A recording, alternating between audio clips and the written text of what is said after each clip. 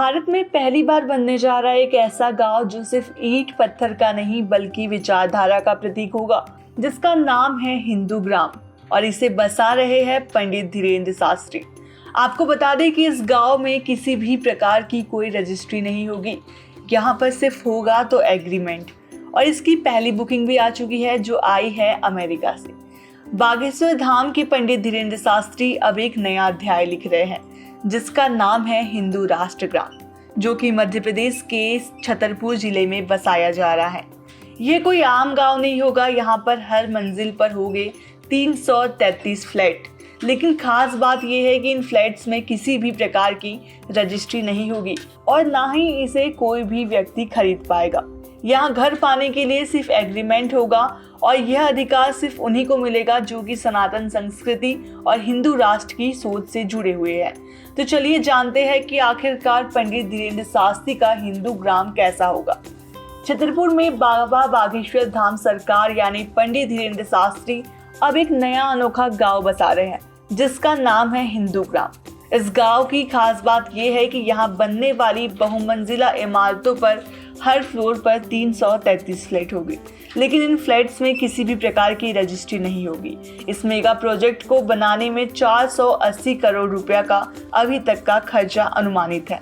इस प्रोजेक्ट को पूरा होने में 5 से 6 साल लग सकते हैं।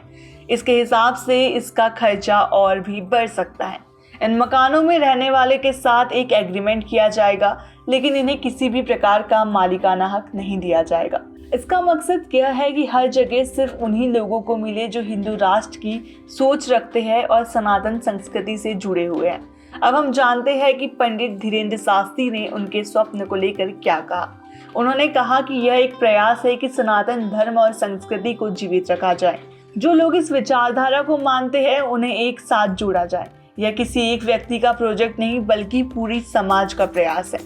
आपको बता दें कि इस प्रोजेक्ट की पहली बुकिंग अमेरिका के रहने वाले एक परिवार ने की है जो कि लंबे समय से बागेश्वर धाम से जुड़ा हुआ है और देश और विदेशों में रहने वाले ऐसे लोग जो हिंदू संस्कृति को लेकर सजग है वो इस ग्राम का हिस्सा बनना चाहते हैं। हम अब आपको बताते हैं कि आखिरकार इस गांव में क्या क्या सुविधाएं होगी।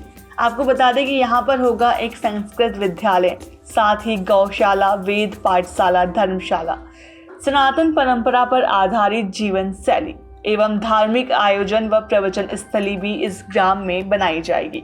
इस गांव की सबसे बड़ी विशेषता ये है कि यहाँ पर किसी भी प्रकार के मकान को बेचा नहीं जाएगा। कोई इन्हें खरीद नहीं सकेगा बल्कि एग्रीमेंट बेस्ड सिस्टम होगा।